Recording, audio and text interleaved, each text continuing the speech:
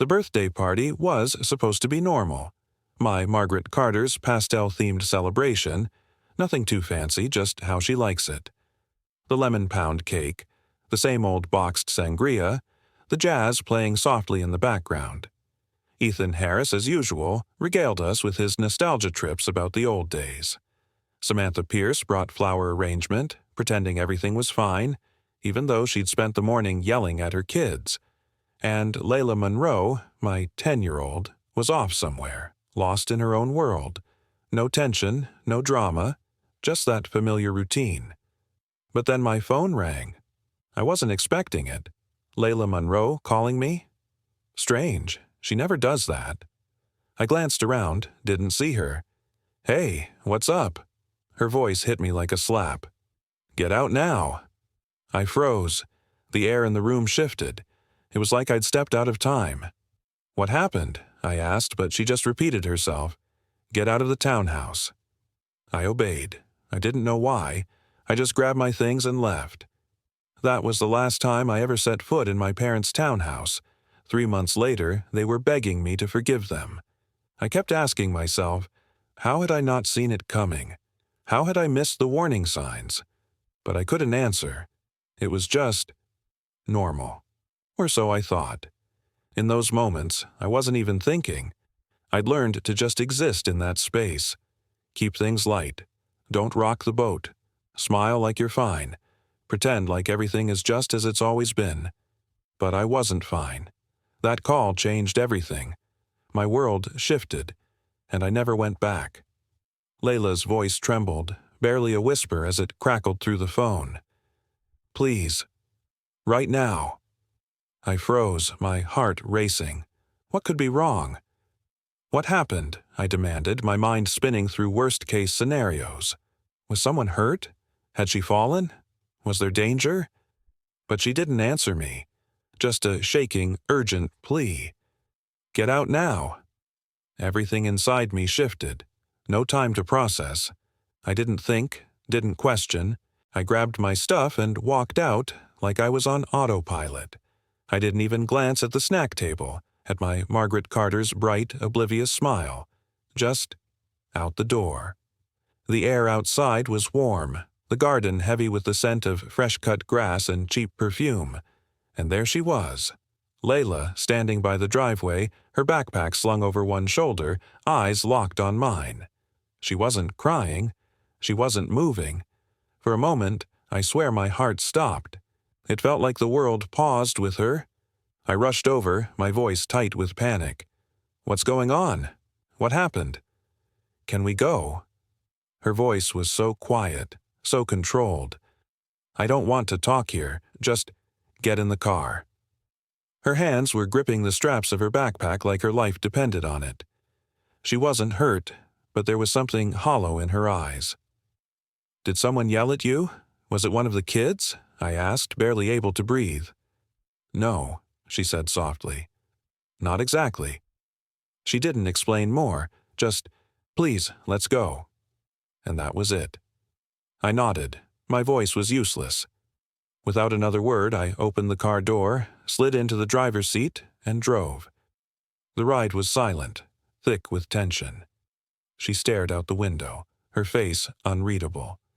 My hands clenched the steering wheel, my mind scrambling to fill in the blanks. What was going on? Who had hurt her? Was it something with my parents? My thoughts spiraled out of control, each possibility darker than the last. We pulled into a parking lot by an old garden center. It was quiet, abandoned for the night. I killed the engine. The silence between us stretched on. "Okay," I said, my voice breaking through the tension. "We're alone. You can tell me now. What happened?" She didn't respond. Her hands lay still in her lap. The world felt impossibly heavy, and in that moment I knew. Whatever had happened, we were already too far gone to go back. She was still staring straight ahead. After a moment, she said, "I don't want to go back. Not to Grandma. Not to Grandpa. Not to that townhouse. Not ever again." I felt like the breath had been knocked out of me. Her voice wasn't angry or dramatic. It was flat, honest. The way you say something when you've already made the decision and lived with it in your head for hours before saying it out loud. I don't understand, I said softly. I thought everything was fine. What happened? She just shook her head. Please don't make me go back. I sat there staring at the steering wheel, trying to make my brain catch up, trying to connect the dots when I hadn't even seen the board. I won't, I said finally. I won't take you back there. And that was it. She didn't explain. I didn't push. We just sat in silence. Me wondering how I'd missed whatever she saw, her quietly trying to hold herself together in the passenger seat. I kept trying to play the day back in my head, replaying everything, every look, every comment, every missed moment. And I had nothing. That's what scared me the most. I didn't see it coming. I lived in that townhouse. I knew these people. I thought I knew. And she had seen something that made her want to run. And I'd never forget the way she sounded on the phone. Like her life depended on getting out. Like mine did too. Before any of that, though, there was a whole life that led us here. I was the oldest of 2 girls. You'd think that came with authority, leadership, maybe even a little favoritism. Not in my family. In my family, being the eldest meant you were the guinea pig, the let's see what happens if we do this child. When I turned 15 and got a job at the local bakery, my parents clapped like I'd just been Ned. Not because they were proud, because now I could help with the bills. We all contribute in this townhouse, my Margaret Carter said, waving off my protest when I wanted to buy myself a pair of jeans. I still remember that time. The pungent smell of lemon dish soap mixed with the steam from hot water filled the air. My senses blurred, but I could still hear the rhythmic thud of Margaret Carter's footsteps in the tiled hallway. The scuffed linoleum was familiar beneath my tired feet, and the clink of dishes echoed like a haunting melody. My hands, wrinkled and sore from years of family obligations, were a constant reminder of my role in this household. "Here's some money for groceries," Margaret Carter said, her voice cutting through the sounds like a knife, gentle yet firm. Meanwhile, distant laughter poured from Samantha's room, a bright, sharp noise that both intrigued and burned inside me. Why couldn't I be that carefree? My heart ached with a mix of anger and longing. Why did I have to carry the weight? This life felt like a tightrope walk, balancing obligations while longing for what I couldn't possess. By the time I turned 16, I was handing over half my paycheck, taking on extra shifts like a badge of honor. My sister, however, lounged in luxury, blissfully unaware of the pressure I felt. "She's just not built the same way as you," Margaret Carter said when I questioned the disparity. Was I just a guinea pig in this family dynamic? I swallowed my frustration, desperate not to rock the boat. I convinced myself it was noble, maybe even a sign of maturity. But deep down, resentment brewed, masked behind my smile. When I married Vincent too young, I thought I found freedom. He was charming in a laid-back way that made it seem easy. But the illusion shattered. Then came the imbalance. Vincent, once the supportive partner, became distant. His moods shifted like weather on a stormy day. It wasn't just me. He turned cold toward Layla Monroe, too. The shouting and slamming doors replaced laughter and love. The last straw? The bottle he threw across the room, hitting nothing but air. But Layla Monroe was in the hallway, and I saw her flinch. It was as if a piece of my heart broke with that glass. In that moment, something inside me shattered. Enough was enough. Without a second thought, I packed our bags and left. I returned to the one place I thought I might find some solace. Home. But it wasn't the home I remembered. Could anything ever feel safe again? Would we be free? Layla Monroe sat on the porch steps, lost in the sticky warmth of dusk. Memories swirled around her, dropping like honey over the yard. She recalled the morning after they moved in, the kitchen filled with the clatter of pans, louder than usual, as her Margaret Carter, prepared breakfast. Each sound made Layla tense, her nose crinkling at the scent of burnt toast mixed with floor polish. Outside, a stray dog barked, its voice echoing in the stillness, while Layla gripped her chipped mug. Her heartbeat echoed the commotion, safety feeling as fragile as a fleeting ray of sunlight dancing on cold tile. Was freedom just a cruel illusion? Living under her parents' roof felt like a trade-off. She had given up her job, her autonomy, but keeping up with court hearings and therapy for Layla Monroe was a full-time gig. The part-time work she settled for barely paid the bills, enough to scrape by, certainly not enough to thrive. Just a few years earlier, she had been the family's golden goose, sending money home without hesitation. Paying for excursions to Portugal felt like a gift, a way to show love. But with Reliance now flipped, a subtle but palpable tension filled the air. Her parents' discontent wasn't loud. It eked out in their everyday glances. The sighs of resignation at the grocery bills, the twice-a-week mentions of water costs. Had she slipped from being the dutiful daughter to a burden? Then, her sister Samantha Pierce's family came crashing into the already cramped townhouse, rounding out the chaos with two toddlers that roamed like caffeinated raccoons. Doting grandparents? Yes. Doting on Layla's daughter? Not so much. Layla Monroe's colorful drawings barely lingered on the fridge. Her laughter, too loud for one household, was shushed before it even had the chance to ring out. And she knew. Layla Monroe started to withdraw, looking to her Margaret Carter with a worried frown. "Can we have our own place soon?" she asked, clutching Layla's arm tighter as warmth filled their space. But there was unease here too, uncertainty mingling in the quiet moments. How could Layla find safety in this? For every heartbeat that echoed with dread, there was a resolve growing within her. Breaking family patterns carried a cost, but so did silence. Layla had always felt the weight of her family's expectations, each one pressing down as she wore a smile. But the cracks were beginning to show. With every anxious thought, she envisioned herself stepping into a new future, one where she could embrace honesty, her voice ringing out like a bell awakening the silence. Could she redefine her role? Could she break free?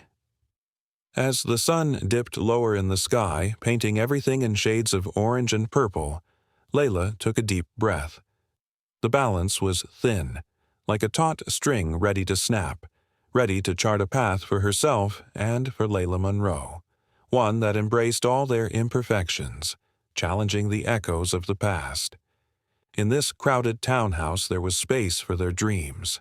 Safety was not something to seek, it was something to build. The air in the car felt thick, electric, every unspoken word lingering like a storm waiting to break. My hands gripped the steering wheel, but I was paralyzed. The edge of the afternoon sun sliced through the windshield, casting shadows over faces turned stony and still. Outside, an old crow poked at something unseen in the dusty lot, a relentless scavenger in a world that felt all too fragile. I swallowed hard. Even that felt like a betrayal. Her voice was flat, a monotone that echoed in the silence, and the weight of her gaze stayed locked on the horizon. If she was seeing this clearly, what had I missed? "Can you tell me what happened?" I finally asked, my voice barely above a whisper. She didn't hesitate. Not this time. As she recounted her overheard secrets, I felt reality tilt around us. "They want to send me back to Daddy. They think I'd be better off," she said, and I gripped the steering wheel tighter. How could I protect her if I hadn't even seen the threat creeping in from the shadows? They were plotting, not with shouts and chaos, but with the whispers that seeped through bathroom tiles and echoed off familiar walls. They said, "They'd plant something in your stuff," she continued, her lips pressed tight, each word chilling me to the bone. The idea of them framing me was a dark cloud hanging low over our heads. My heart raced as I struggled to breathe. Could this really be happening? They wanted to break us apart, turn her against me. Their whispers were poison. As I waited for clarity, dread settled in my chest. Was I fighting against not just an enemy but my own blood?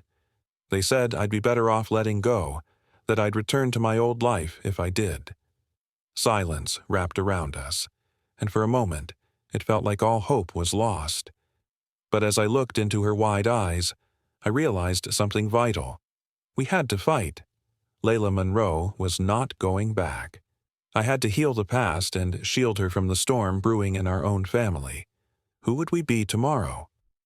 As the sun dipped lower, I felt a surge of determination that shattered the silence. Together, with our imperfections, we could build a new pathway, one where safety was ours to define. Layla Monroe's backpack sat between our feet, wedged tight between the coffee table and the couch. The soft hum of Chris's fridge pressed in from the kitchen, blending with the ping of Samantha Pierce's unread texts on my phone. I watched Layla curl into herself, her protective shell flickering like a candle in wind. My hand hovered inches from her shoulder, but I didn't touch her. If I said the wrong thing, would it all unravel? Could safety vanish that easily? She whispered, "They said I'm too much, that I never stop talking, that the townhouse used to be peaceful." Her voice was steady, but her eyes told a different story. "They said you're not useful anymore, that he was always the better parent." I felt something shift inside her, not break, not explode, just shift. So I packed what I could, yours too. I left. I called you. I looked down at her small backpack in the footwell. She'd remembered my charger. That detail nearly broke me, but I didn't cry. I turned the key, drove. No turning back, not for clothes, not for answers, not even for my toothbrush. We went straight to Chris's place. Chris, my unicorn friend since age 10. Never dated, never crossed lines, just the kind of person who shows up, stays quiet, and always has extra toothpaste. He opened the door with a coffee in one hand, one sock on. I said, "I need to crash here." He looked at me, then at Layla, and stepped aside. No questions. That's why he's still in my life. That night we slept on his couch. Layla curled beside me, too quiet for a kid. I stared at the ceiling, counting fan rotations, trying not to scream. My phone buzzed 17 times. I didn't check it once. Morning came. I tried to be normal, brushed my hair, found socks that almost matched, packed Layla's lunch, added a napkin with a doodle of a cat, badly drawn. I kissed her cheek. "You're brave," I said. She nodded, no smile, just quiet bravery. We walked to school, and there they were. Of course they were. Margaret Carter and Ethan Harris, my parents, standing by the gate like suburban mafia, tote bags in hand, that fake polite tension people wear when they're about to say something cruel. Layla froze. I whispered, "It's okay. Go in. I've got this." She ran. I stayed, faced the enemy. Margaret didn't say hello. No hug, no apology. Just snapped, "Where have you been?" I met her eyes. "I think you already know." Ethan chimed in, "We've been calling all night. You disappeared with her." His tone wasn't worried. It was offended, like I'd broken a rule, not a heart. I stood there, the scent of rain still clinging to my jacket, leaves rustling behind the school fence, and wondered, how do you explain betrayal when it wears your last name? Thunder rumbled, rattling the teacups on the table. Layla Monroe stood in the doorway, eyes wide and trembling, the air around her thick with secrets. She wasn't just a bystander anymore. Clutched in her hand was a taped phone. Every accusation, every whispered rumor, every dangerous conversation was recorded. Every moment they thought was safe, every lie they told, was now exposed. The room froze, tension thick as ice. No one moved, not even to breathe. And as the realization hit them, Layla had been recording. She had captured everything, even the truths that the Joe Collins had never dared to speak out loud. The silence was deafening. "I didn't disappear," Joe said, her voice a calm defiance. "I took my daughter away from a place where they were plotting to destroy my life." Margaret Carter blinked, confused, her lips pressed tight.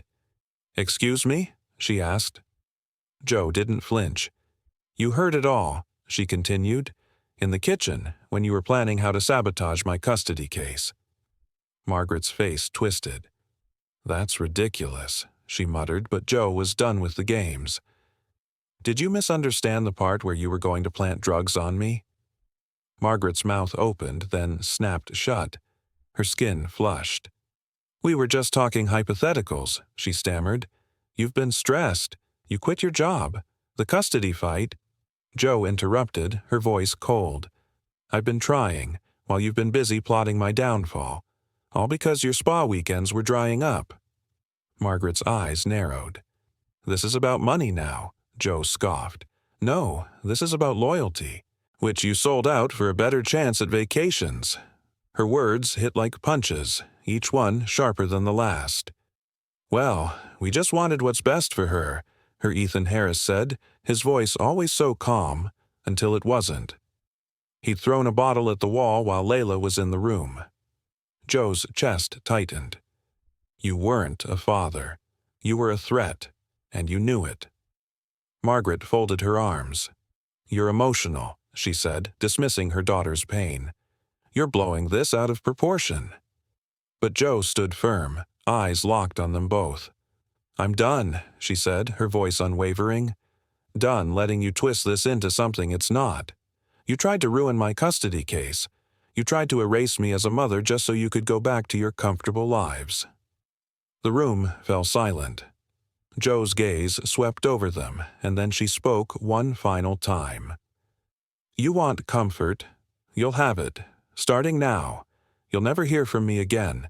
Not a cent, not a visit, not another ounce of me." Her Ethan Harris, as always, tried to downplay it. "Don't be dramatic," he muttered. Joe turned on her heel. "You haven't seen dramatic." And she walked away. That night, Chris found Joe in his kitchen, staring into a mug of untouched tea. His eyes softened, concern etched across his face. "You okay?" he asked quietly. "No," Joe replied, her voice raw, "but at least now I know where I stand." Layla Monroe's head was heavy against my arm, her napkin clenched so tight I was afraid it might tear. The night wrapped itself around us like a blanket of tension. The only sound, Samantha Pierce's door slamming in the distance. I watched her drawings flicker in the dim light. Wolves, snakes, and battles I dared not name. Were these just stories on paper, or was something darker hiding in the quiet? The silence felt like it was holding its breath, waiting for something. Or, maybe, waiting for me to notice. Was it a calm before the storm, or the calm that came after one? And if danger was coming, would I even know when it arrived? My heart was too heavy to cry. I wasn't grieving, at least not the way most would expect. No, I was realizing something far worse. I had lost my parents long before I had the guts to admit it. They were never really mine to lose. But what I still had, sitting next to me, was worth fighting for. Layla, my daughter. I'd burn the whole world down before anyone could take her from me. It had been weeks of quiet. No messages, no threats, not even a distant cousin checking in. Nathan said it was peace. I wasn't so sure. To me, silence was just betrayal, the kind that made you wait for the other shoe to drop, never knowing if it would. And yet, in that silence, I felt lost. Layla was doing better. She was eating again, sleeping again. But her drawings, those strange little comic strips of wolves fighting snakes, they weren't just stories. In them, the wolf always won, curling up in a den with her cub. I didn't ask questions. Maybe it was her way of processing, or maybe it was her way of telling me we were going to be okay. Nathan had been a godsend. He never once made me feel like we were overstaying our welcome. He made pancakes for Layla, coffee for me, and said things like, "You can stay as long as you need." And for the first time in a long time, I believed him. Then came the job offer. Flexible hours. Good pay. I wouldn't have to sell my soul just to afford a carton of milk. When I got the offer, I didn't cry. But I did lock myself in the bathroom and laugh until my chest burned. It felt like a glimpse of my old life, the one that wasn't tainted by all the mess, the pain, the uncertainty. And then, just as quickly as everything seemed to be falling into place, I saw the photos. I wasn't even snooping. I opened Instagram to check if Layla Monroe's school had posted anything about the art show, and there they were, my parents, on a beach, with Vincent. The past was coming back, and it didn't look like it was letting me go anytime soon. Vincent, sunburned and smiling like someone who knew the judge personally. Samantha Pierce was there too, looking smug as a wet cat, holding a coconut drink like it was court-admissible evidence. The caption said, "Family first. So proud of the kind of Ethan Harris he is to our granddaughter." I didn't drop the phone. I just stared at it, then turned the screen to Nathan and said, "Well, that explains why they've been quiet. They're tanning their betrayal." He didn't say anything for a while. Then he handed me a cookie. That's why I love him. 2 days later, Child Protection Services showed up. They knocked at 9 a.m. on a Thursday. I opened the door, half-dressed. Layla Monroe was brushing her teeth and Nathan was somewhere in the back trying to fix the leaky faucet with the world's smallest wrench. "We received a report," the woman said, clipboard in hand, her colleague standing slightly behind her, scanning the hallway like we might be hiding meth in a potted plant. I didn't have to ask who reported me, but I did anyway. "It was your parents," she said. Of course it was. They said I'd run off with Layla Monroe, that I was unstable, that I didn't have a permanent home, that I was involving strange men in my daughter's care, which I guess was Nathan, who was currently in the kitchen pouring juice into a cup shaped like a unicorn horn. They checked the bedrooms, asked Layla Monroe a few questions, inspected the fridge, found nothing, said we'd hear back only if further action was needed. I thanked them with the emotional warmth of a sandwich bag. Then I went into the bathroom and vomited.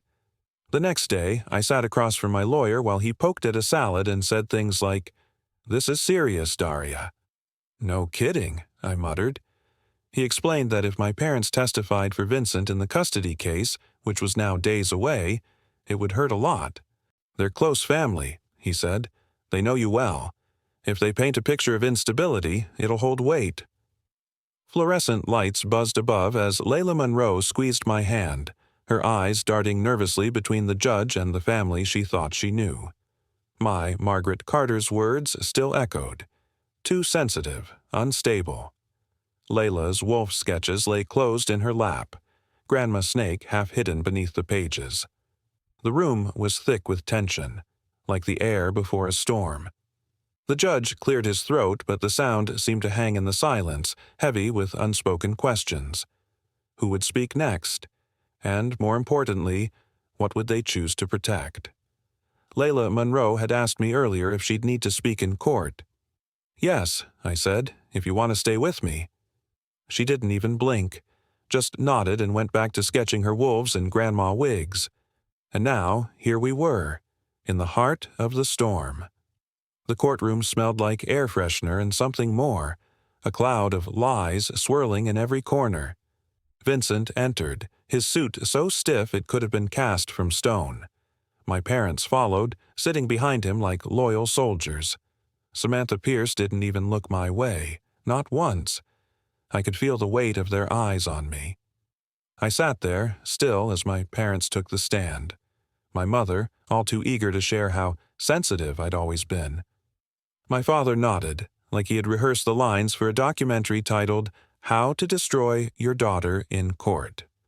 Samantha Pierce was quick to chime in, praising Vincent for being the perfect father. It made me want to scream. Then why did I leave him? But I didn't. I just dug my nails into my palm, trying to block out the words that felt like a stranger was speaking for me.